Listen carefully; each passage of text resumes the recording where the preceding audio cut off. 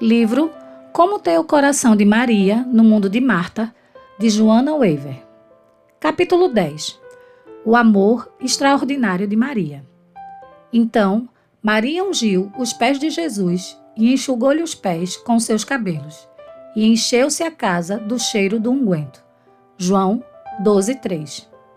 Ele parecia cansado. O rosto amado por ela estava enrugado e cansado, no momento em que o recebe na porta. Sua testa está franzida, mas, ao vê-la, os olhos do mestre se acalmam. Entra, passa pelo átrio, abarrotado, e pega nas mãos dela. Maria, estou feliz porque tu estás aqui, Senhor, diz ela. Faz muito tempo. Suas viagens o afastaram de Jerusalém nos últimos tempos. Esteve distante dos pátios do templo, distante dos rumores sobre o preço de sua cabeça. Eu me preocupo com o Senhor, Maria sussurra. Jesus sorri e suavemente balança a cabeça. Não esteja ansiosa por nada, Maria. Minha vida está nas mãos do Pai. Suas palavras são ternas, porém profundas, como se contivesse um segredo. Está claro que esta visita não será como aquela, alguns meses antes. E até agora, de alguma forma, Maria percebe alguma coisa que vai contra a lógica. Ela consegue ver a exaustão do mestre. Os homens estavam visivelmente preocupados e confusos. E Maria sentiu um tremor dentro de si, como um único dedilhado na corda de um instrumento. Era esperança ou era alegria? Não há barulho algum, apenas uma expectativa. Era como se o céu estivesse ansioso para ouvir a canção. Era como se toda a eternidade estivesse concentrando forças para essa semana, para essa jornada, para esse homem. Uma pequena visão panorâmica. Ninguém sabe o que passou pelo coração de Maria quando ela se encontrou com Jesus naquele dia. No entanto, a doce melancolia e a sensação do que estava para acontecer presentes nessa última viagem para Jerusalém, parecia evidentes. Sabemos que Jesus estava angustiado com relação à Cidade Santa, em relação à prisão determinada e à morte certa. De todas as pessoas que o rodeavam, apenas Maria parecia compreender, pois somente ela tomou a atitude apropriada para a situação. A história, encontrada em João 12:1-8, é a última vez em que a Bíblia menciona Maria, Marta e Lázaro. A mesma história é contada em Mateus e Lucas, embora essa família não seja mencionada pelo nome. Mas as similaridades da narrativa parecem indicar que esses escritores se referiam ao mesmo incidente. Embora a tradição religiosa diga que os três estiveram diante da cruz, a Escritura não declara especificamente. Está claro, contudo, que essa família amava a Jesus profundamente e era amado por ele. Esse trio de Betânia havia proporcionado algo de que Jesus precisava após ter saído de Nazaré, 3 anos e meio antes. Eles deram a Jesus um lar, uma família, um local para repousar a cabeça. Além disso, essas duas irmãs e seu irmão, os quais amavam a Jesus de verdade, deviam estar confusos naquela última viagem para Jerusalém. De acordo com Mateus 26:2, Jesus contou aos discípulos o que lhe estava reservado. O Filho do Homem será entregue para ser crucificado. Ele não tinha segredos, entretanto, os discípulos ainda pareciam não compreender plenamente o que estava acontecendo. Sabiam, é claro, que Jesus era um homem procurado. O fato havia sido bem divulgado. Depois da ressurreição de Lázaro, Jesus subiu à primeira posição na lista dos religiosos. Não era de se admirar, parece que muitos da comunidade judaica haviam experimentado uma mudança verdadeira em seus corações. João 11:45. Depois de terem visto Jesus trazer da morte o amigo Lázaro, convenceram-se de que ele era realmente uma pessoa especial, talvez o Messias. Se Jesus pôde fazer aquilo por um homem morto, pense no que poderiam fazer por alguém vivo. A frequência no templo diminuiu. depois que as multidões passaram a se ajuntar para ouvir o homem da Galileia. Os peritos em crescimento de sinagogas estavam profundamente interessados. Talvez precisassem ser mais sensíveis às pessoas. Talvez precisassem se concentrar em um programa de alimentação. O nazareno era bem-sucedido nesse assunto. Estava claro que era necessário fazer alguma coisa, e rápido. Tudo estava em risco, especialmente para a elite religiosa. Se o deixarmos assim, todos crerão nele, e virão os romanos e tirar-nos-ão o nosso lugar e a nação. 11:48. Era o que argumentavam os principais dos sacerdotes e alguns fariseus diante da autoridade administrativa judaica, o Sinédrio. Perda da posição, perda do poder, perda da influência. Naquele momento, esse era o risco para o qual os líderes judeus não estavam preparados, especialmente após terem trabalhado duro para adquirir tais privilégios. Nos últimos tempos, o Sinédrio havia dado uma trégua para o procurador romano Pilatos. Depois de um começo difícil, tudo finalmente estava bem. Quando o recém-nomeado Pilatos exibiu em Jerusalém pela primeira vez as bandeiras romanas que ostentavam a imagem do imperador, o povo se levantou furioso contra a idolatria. Diante de tal oposição, Pilatos rapidamente recuou, com um "não me incomodem e eu não os incomodarei", referindo-se ao templo e aos seus oficiais. Finalmente, o Sinédrio havia colocado o procurador no lugar onde o queria, isto é, até o aparecimento de Jesus. "Vós nada sabeis", bradou Caifás, o sumo sacerdote, durante a reunião. Assim como a maioria dos saduceus, ele não tinha diplomacia, nem gentilezas. E, a seu ver, estava pensando estrategicamente, esperando levar a situação a uma conclusão lógica. "Nem considerais que nos convém que um homem morra pelo povo e que não pereça toda a nação." 11:49-50. Mas era Caifás quem não sabia de nada. Mesmo sem perceber, ele profetizou que Jesus deveria morrer pela nação. Escreve João nos versículos 51 e 52. E não somente pela nação, mas também para reunir em um corpo os filhos de Deus que andavam dispersos. Dessa forma, enquanto a instituição religiosa tramava a destruição de Jesus, o plano de Deus de trazer a humanidade de volta amadurecia com rapidez. Os portões do céu começavam a se abrir, prontos para receber todos os que entrariam por eles através de Jesus Cristo, o Filho de Deus. A canção da eternidade começou a tocar. O Cordeiro que foi morto desde a fundação do mundo, Apocalipse 13:8, estava prestes a morrer para que eu e você pudéssemos conhecer a Deus. Apenas Maria parecia ouvir os ecos daquela música. Somente ela parecia pronta para corresponder ao amor extraordinário de Jesus. O amor extraordinário. É sempre um prazer especial colocar minha filha Jéssica na cama à noite. Mas de todas as nossas vagas lembranças, talvez nenhuma seja tão doce quanto os momentos antes de dormir, quando ela era pequena. "Amo você, Jéssica", eu dizia enquanto puxava a manta até o queixo dela e alisava seu cabelo loiro e brilhante sobre o travesseiro. "Eu te amo mais", ela dizia em um piscar de olhos. E assim começava nosso jogo preferido. "Bem, eu te amo muito mais", eu falava. Depois a beijava no rosto e fazia cócegas em sua barriguinha, coberta pelo pijama cor-de-rosa. "Bem, mas eu te amo mais em um montão", ela declara quando terminava suas risadinhas. Então, abria bem os braços e acrescentava as últimas palavras. "Eu te amo do tamanho do mundo." Ufa, fim de jogo. Do tamanho do mundo?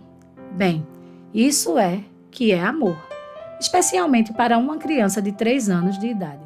Especialmente quando você considera o quanto isso é de amor. Amar a mãe do tamanho do mundo significava que ela amava mais a mim do que ao sorvete, mais do que sua boneca preferida, mais do que seu passeio no parque, mais do que presentes de aniversário e o seu novo triciclo, mais do que chiclete e um passeio no pônei de manchas marrons, feito de fibra de vidro. Ela me amava, a mim, mais do que qualquer outra coisa. Esse é o amor extraordinário. O tipo de amor que desconsidera todas as outras coisas para se concentrar apenas em uma. O objeto desse amor. O tipo de amor que renuncia a tudo, desejando apenas ter mais para oferecer. Nada é tão precioso, nada é tão extraordinário. O coração exige que nós o demonstremos, e o demonstremos em sua plenitude. Quando ungiu Jesus no banquete em sua homenagem, Maria deu o melhor ao Senhor.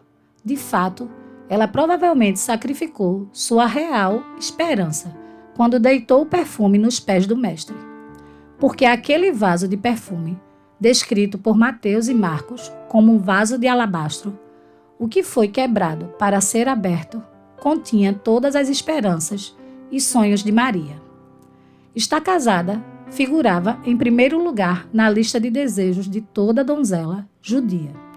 Sua cultura e até mesmo sua religião fizeram do casamento, especialmente do parto, a mais alta expressão de honra. Ser estéril era uma desgraça, mas não ser casada, bem, isso era verdadeiramente uma vergonha.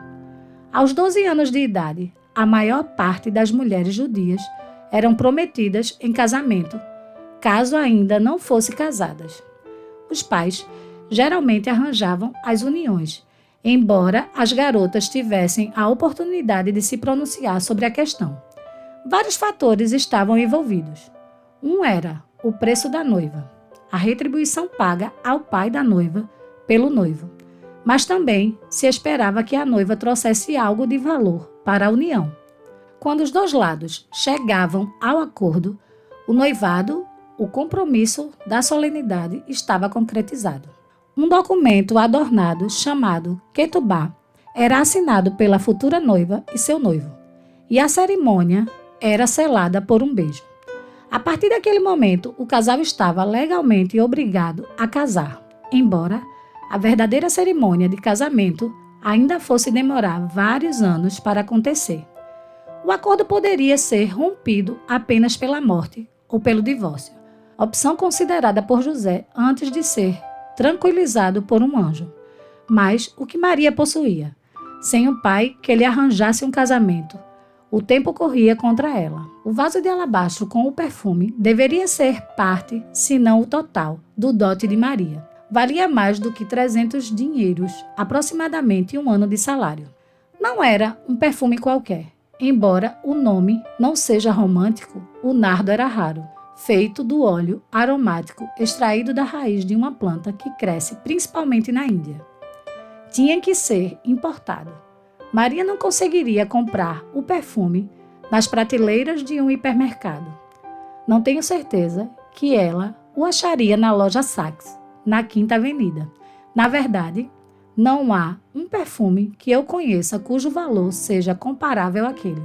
Aproximadamente $30.000 o vidro.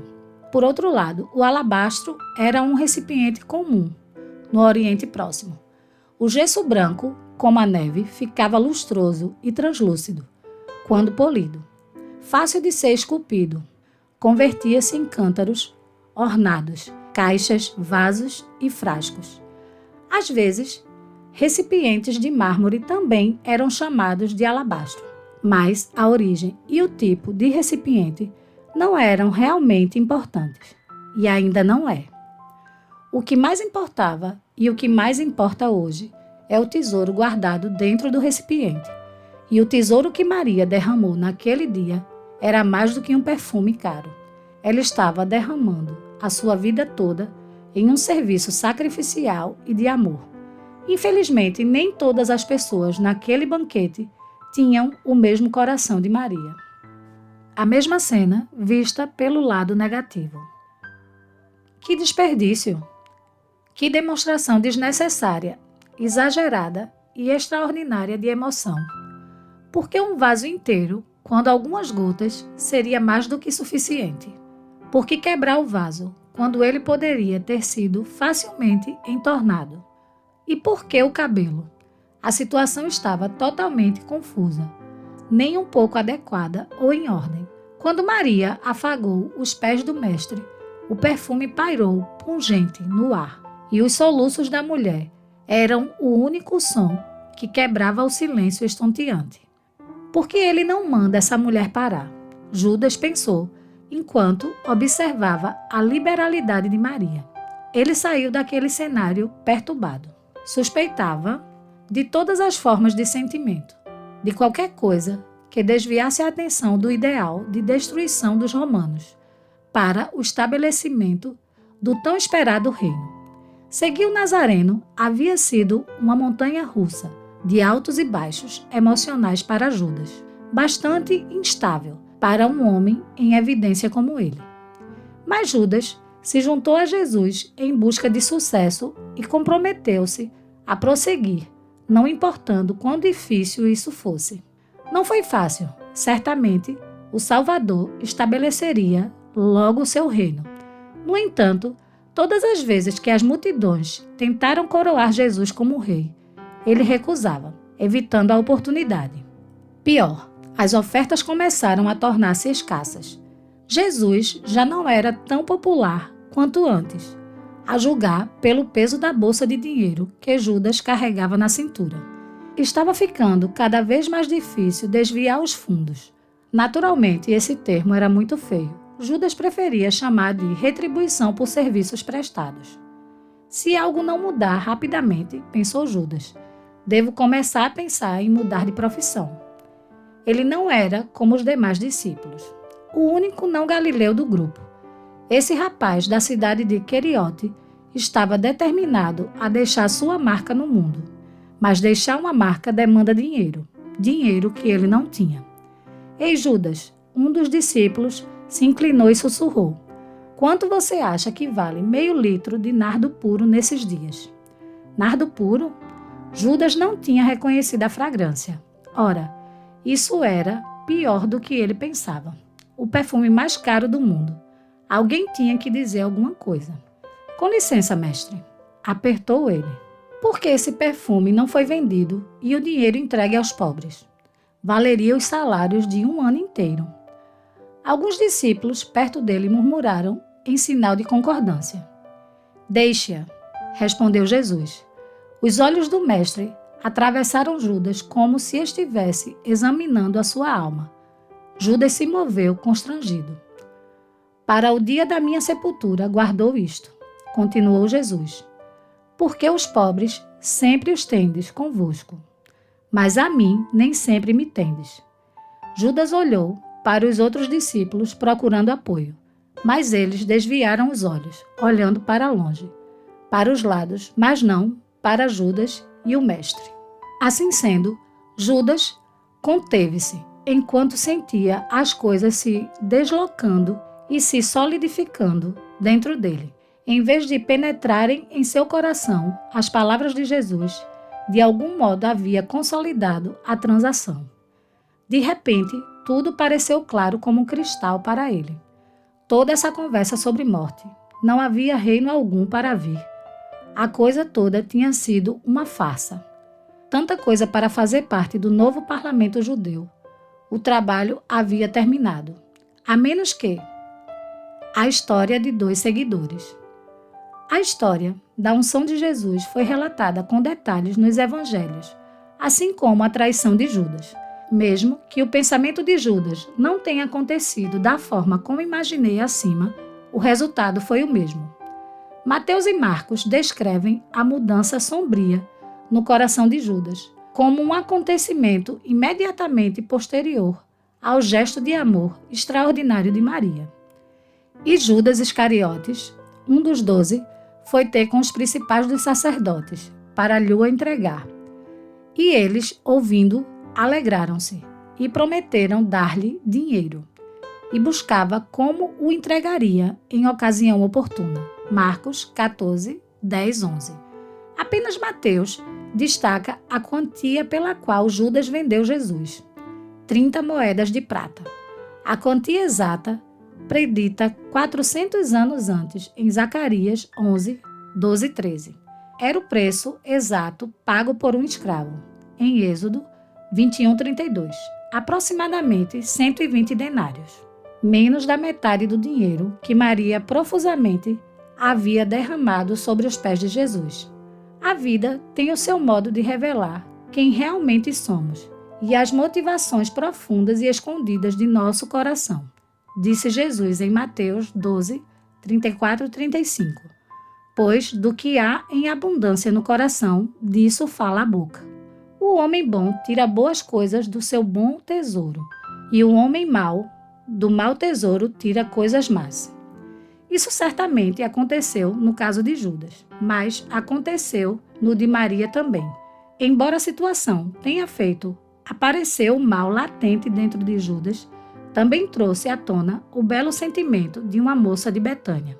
Pelo que se observa, Maria parece ser contemplativa por natureza, embora a intuição espiritual tenha feito dela uma adoradora admirável. De igual forma, a tornou suscetível ao desespero. Em vez de correr para encontrar com Jesus depois da morte de Lázaro, como você se lembra, ela permaneceu em casa, abatida e sozinha, no meio de uma multidão de amigos. Ela mergulhou profundamente em sua tristeza, e nem mesmo as notícias da chegada de Jesus foram capazes de aniquilar o seu pesar.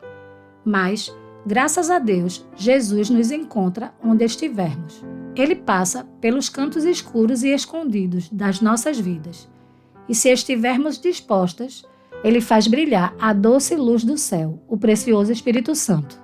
Se permitirmos, Ele se oferece para limpar nossas personalidades, temperando-as através do Espírito Santo, para que não pereçamos diante dos pontos fortes da nossa fraqueza e dos pontos fracos da nossa força. E isso, pelo que posso lhe dizer, aconteceu com Maria.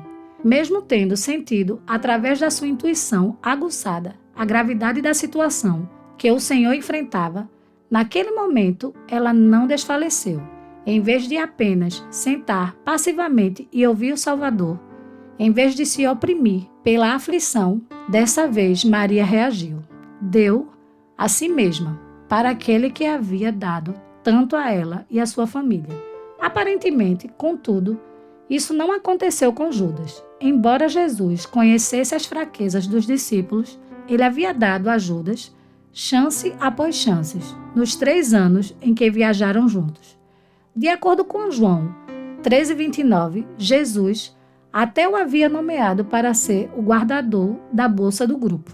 Às vezes escreve William Barclay em O Evangelho segundo João: a melhor forma de corrigir alguém que está no caminho errado é tratando-o não com desconfiança, mas com confiança.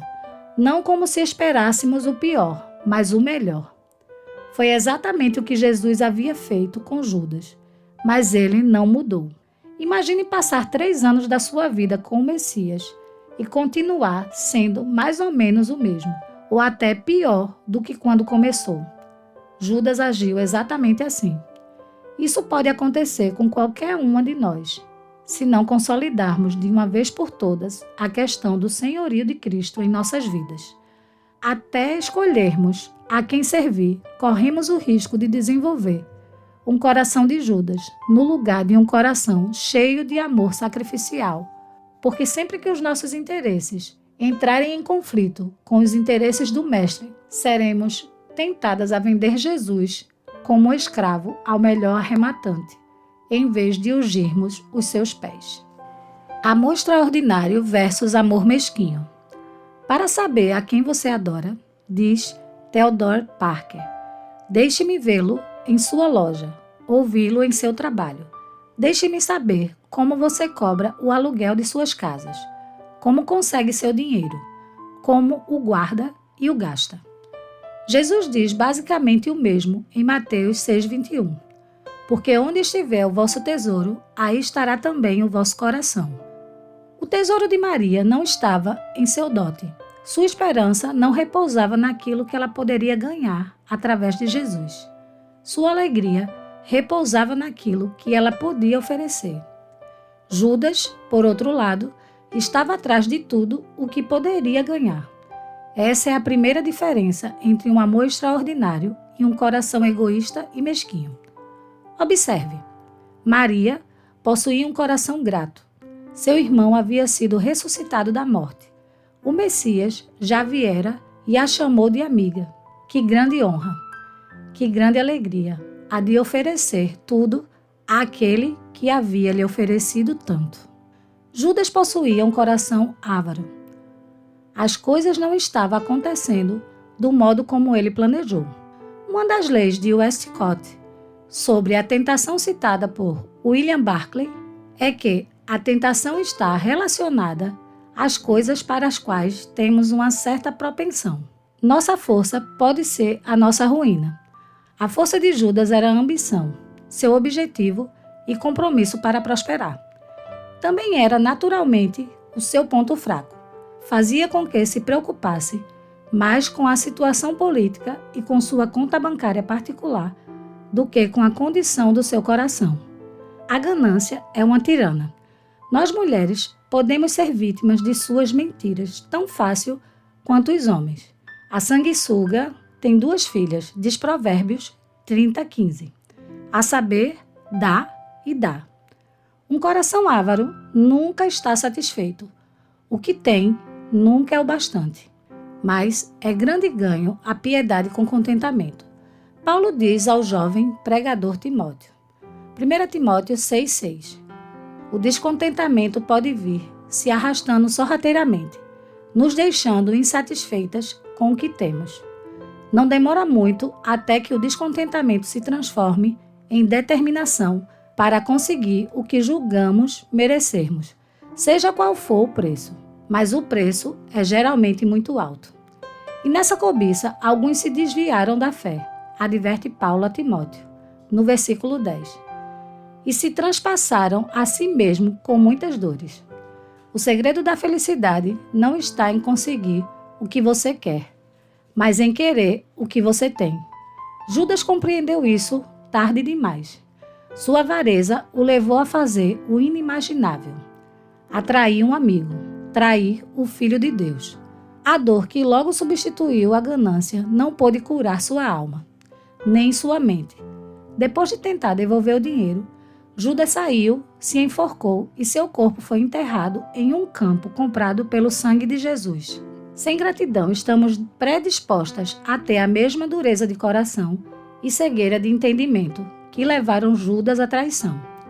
Se nos recusarmos a reconhecer a imensidão da graça de Deus e o preço incrível de Jesus, mais cedo ou mais tarde, vamos acreditar que tudo isso não existe. Além disso, assim que começamos a abusar da graça divina, começamos a fazer mau uso dela, esmagando-a debaixo de nossos pés, desatentos na tentativa insana de obter mais uma bênção. Se não tivermos gratidão, seremos como as pessoas descritas em Romanos 1:21. Portanto, tendo conhecido a Deus, não o glorificaram como Deus, nem lhe deram graças. Antes, em seus discursos, se desvaneceram, e o seu coração insensato se obscureceu. Mentes obscurecidas fazem coisas tenebrosas. Veja o exemplo de Judas. Quão triste é conhecer a Deus sem nunca ter verdadeiramente experimentado o Senhor. Se quisermos ter intimidade com Deus, devemos cultivar um coração agradecido que glorifica Jesus. 2 tipos de corações. Observe as diferenças abaixo entre os corações de Maria e Judas. Que tipo de coração você tem? É um coração cheio de amor extraordinário ou de ganância? Maria veio despreocupada. Judas veio com uma agenda. Maria ouviu o que Jesus disse e correspondeu. Judas ouviu, mas não entendeu. Maria nada reteve. Judas nada abandonou. Em vez de se humilhar diante da extravagância de Maria, Judas criticou o que ela ofereceu. Sua ganância perverteu sua consciência. Se nos surpreendermos criticando as outras pessoas, diz Barclay, devemos parar de examiná-las e começar a examinar a nós mesmos. O amor extraordinário ainda é compreendido dificilmente. Você não acha que está passando dos limites com essa coisa de Deus? Pode perguntar a um amigo: por que passar tanto tempo orando? Afinal, Deus conhece o seu coração. Outro pode argumentar: mas o amor verdadeiro sempre tem um custo para quem o possui. Por outro lado, a oferta continua sendo apenas uma contribuição filantrópica. Na melhor das hipóteses, gentil. Na pior, autossatisfação. À luz da total liberalidade de Maria, o amor parcial é de fato o mínimo que podemos fazer. Você ama a Jesus do tamanho do mundo ou apenas quando é conveniente? O sacrifício extraordinário. Quando um canadense de 49 anos, executivo no ramo da mineração, entrou na floresta colombiana em outubro de 1998, esperava voltar com um de seus empregados. No entanto, ele não saiu de lá, pelo menos não de imediato. Por mais de 3 meses, Ed Leonard, um perfurador de 60 anos de idade, que trabalhava na empresa de perfuração de Norbert Reinhardt, ficou em poder de um grupo rebelde conhecido como Forças Armadas Revolucionárias da Colômbia. O sequestro foi e ainda é um grande negócio na Colômbia. Apenas no ano de 1998, mais de 21 mil pessoas foram levadas à força, embora a maioria tenha sido solta através do pagamento de resgate. Essa era a esperança de Reinhardt. Junto com uma escova de dentes, alguns livros e uma câmera, segundo alguns boatos, ele encheu a mochila com $100 mil para pagar pela libertação de Leonard. Mas não havia garantias. A mulher de Reinhardt implorou para que ele não fosse. Certo, Leonard tinha esposa e filhos, mas eles também tinham 2 crianças pequenas. No entanto, Reinhardt prometera a Leonard, contratado por telefone, que o trabalho era seguro. Ele faria tudo o que fosse preciso para trazê-lo de volta para casa. Em 6 de outubro, os guerrilheiros pegaram o dinheiro do resgate, mas exigiram também uma troca. O executivo do ramo da mineração concordou.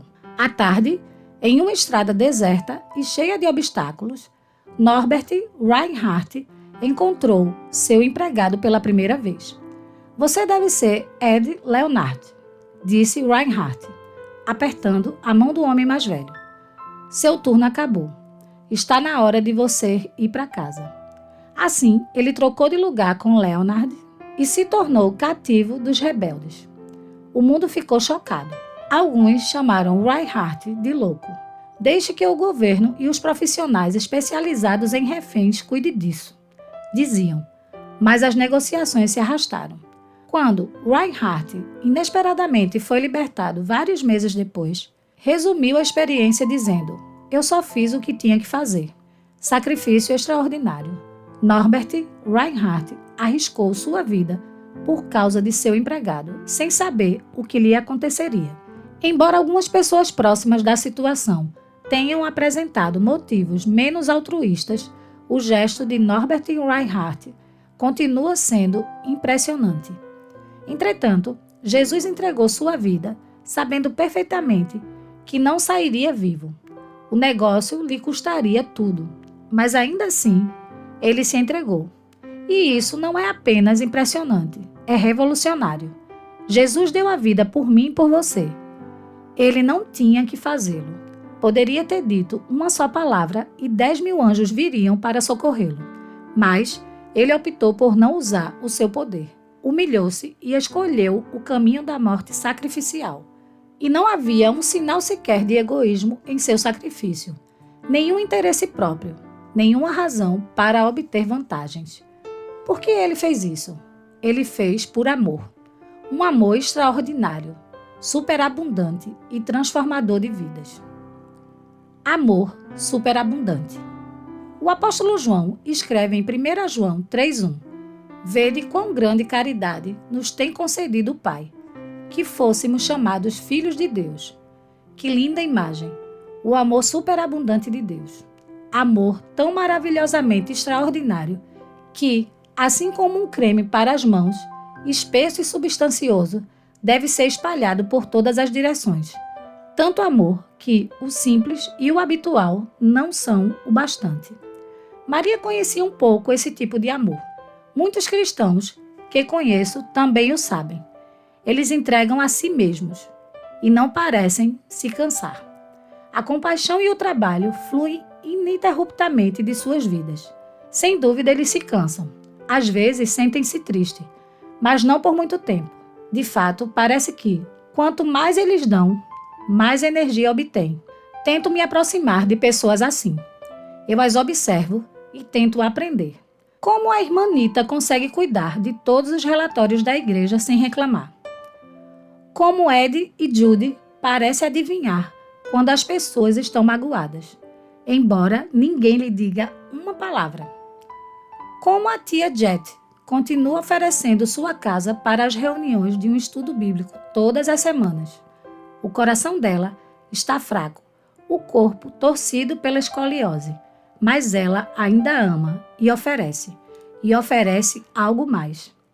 Esses são apenas alguns dos meus heróis da fé. Se você observar, os encontrará em todos os lugares ao seu redor, de todos os tipos e aparência, e tamanho, idade e sexo. Geralmente, não chamam a atenção em uma multidão. Na maioria das vezes, seu trabalho compassivo não é notado ou visto. Eles sabem amar, não apenas por palavras, mas de verdade. Foi isso que distinguiu o amor de Maria naquele dia em Betânia. Ela não somente amava Jesus, mas tomou uma atitude em relação a isso. E o que ela fez e como fez apontam para o segredo de amar plenamente a Deus e as pessoas. Maria amou com inteireza de coração. Ela não pediu nada em troca. Em lugar disso, através de um doce desprendimento, derramou tudo o que havia em seu interior, demonstrando assim o seu amor por Jesus. Saltando para mergulhar no amor. Você já se deteve em algum momento de sua vida perguntando-se o quanto poderia oferecer e até agora não o fez? Assim como Maria, você sente o chamado para o desprendimento total, mas uma entrega como essa a assusta. Se já se sentiu assim, saiba que você não é única. Penso que todas nós chegamos a um momento crucial em nosso relacionamento com Deus, quando nos deparamos com o dilema de entrega total ou parcial. Lembro-me do dia em que Deus me levou a essa situação.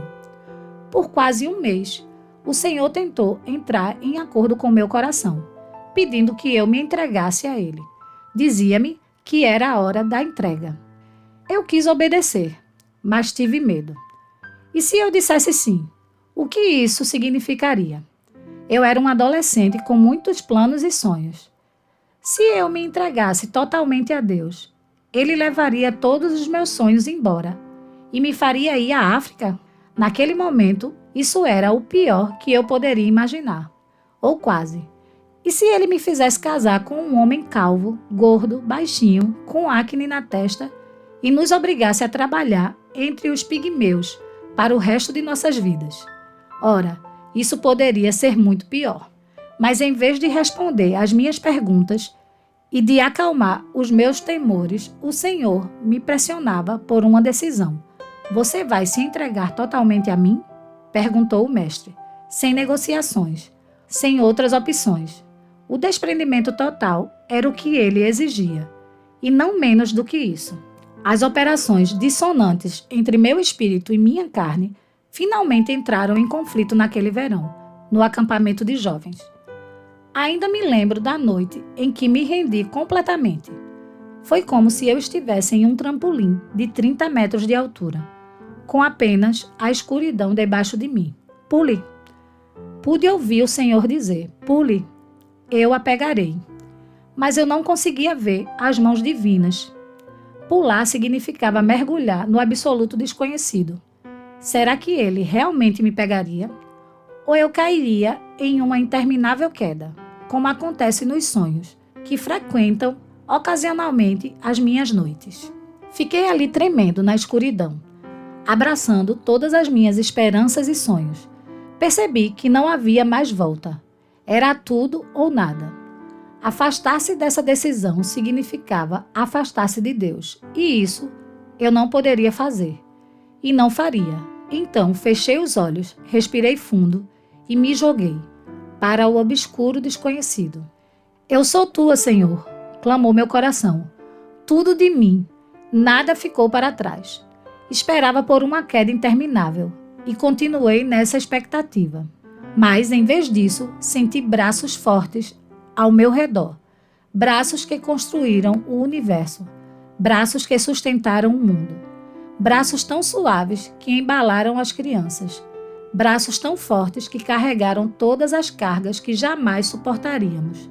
Eram os braços eternos de Jesus, segurando-me, abraçando-me, recebendo-me como sua propriedade.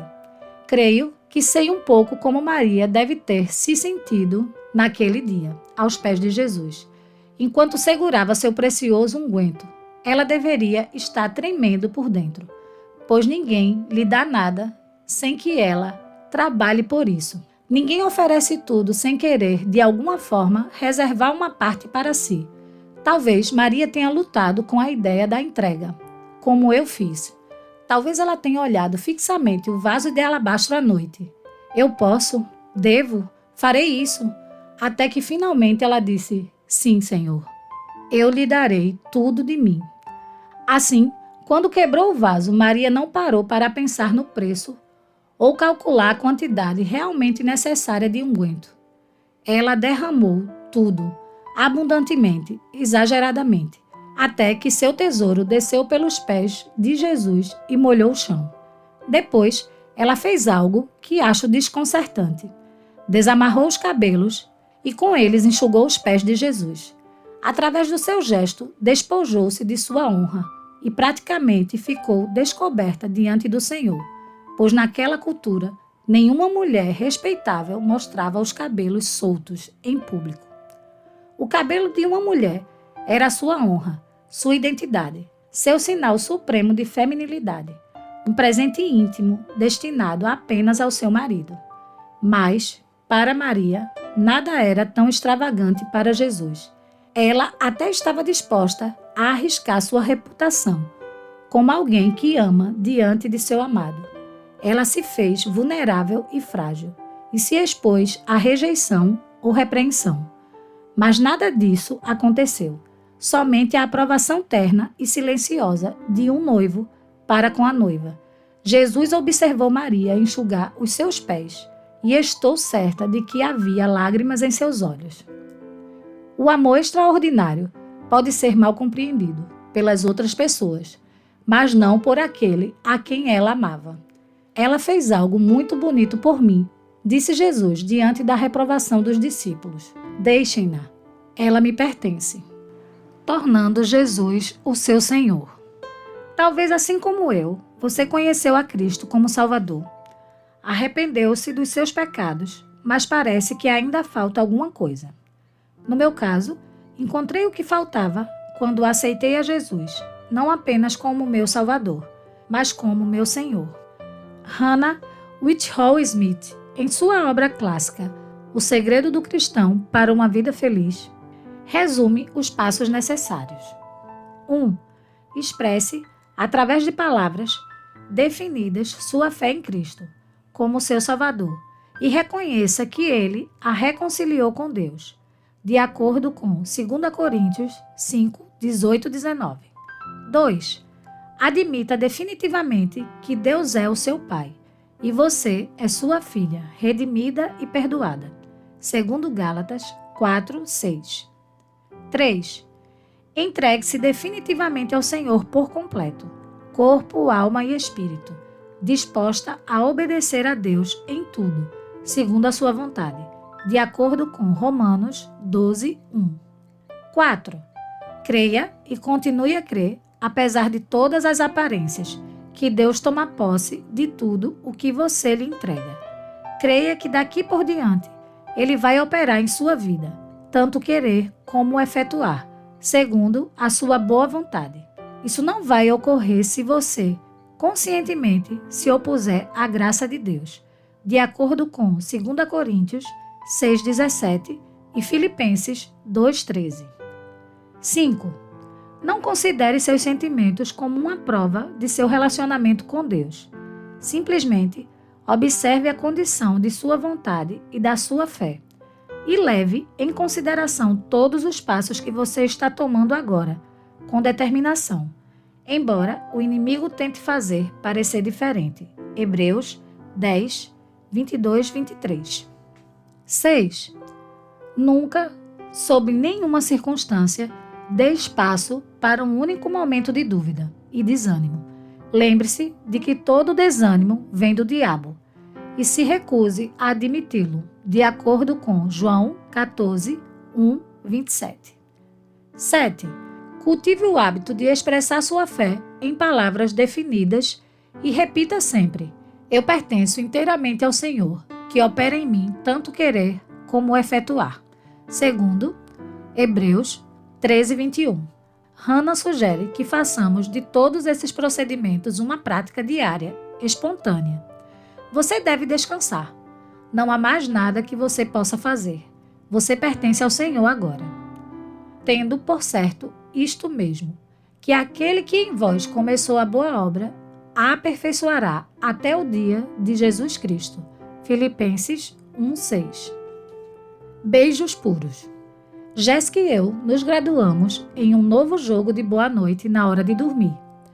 Ele envolve beijos, múltiplos beijos, um na testa e em cada sobrancelha, um no nariz e em cada bochecha, uma bicadinha de leve nos lábios e no queixo e depois, se conseguirmos aguentar, debaixo do queixo, provocando cócegas. Com beijos sussurrados e estalados em cada ouvido e um grande abraço no final. Fazemos nossas orações e depois dizemos boa noite. Não sei quanto a Jéssica, mas durmo melhor quando sei que sou amada. E a ponto de merecer tantos beijos. Demasiada, louca e exageradamente amada, coberta de beijos. Judas ofereceu a Jesus um único beijo, o beijo da traição. Como isso deve ter ferido o coração de Deus. Tanto tempo que estiveram juntos, tanto ensino, tanto amor, e depois de ser rejeitado desse jeito, Jesus sabia que isso aconteceria, é claro. Mas assim mesmo, parece surpreso com o sinal escolhido naquela noite no Getsemane. Você é capaz de perceber a dor descrita em Lucas 22, 48, quando Jesus pergunta: Judas, com um beijo traz o filho do homem? Diferentemente do gesto decepcionante e mesquinho de Judas, a atenção afetuosa que Maria dedicou generosamente aos pés do Salvador nada tinha a ver com manipulação ou controle. Quando Jesus predisse sua morte, em vez de repreender o mestre, como Pedro fez, ela preparou o caminho do Senhor. Além disso, em vez de cair em depressão, a contemplativa Maria deu espaço à soberana vontade de Deus, quando ungiu o amante de sua alma para a sepultura. Um teste de amor. Suponha que Deus lhe apresente uma proposta e diga: eu lhe darei qualquer coisa que quiser. Você pode ter o mundo todo. Nada será impossível para você. Nada será pecado. Nada será proibido. Você nunca morrerá, nunca sentirá dor, jamais terá o que não deseja. E sempre possuirá tudo o que quiser. Exceto uma coisa: você nunca verá minha face. Será que um calafrio surgiu em seu coração quando ouviu as palavras? Você nunca verá a minha face. Esse calafrio é a coisa mais preciosa em você. Ele é o puro amor de Deus. Pois que aproveitaria ao homem ganhar todo o mundo e perder sua alma. Marcos 8,36. Disse Jesus em Marcos 14,9. Em verdade vos digo que, em todas as partes do mundo, onde este evangelho for pregado, também o que ela fez será contado para a sua memória. E a história ainda é contada hoje. A história de uma mulher que amou tanto que renunciou a tudo. O doce perfume do sacrifício extraordinário de Maria se prolonga até hoje. Sentimos o aroma precioso do amor extraordinário subindo mais uma vez ao céu, sempre que os filhos de Deus dão tudo de si àquele que se entregou completamente.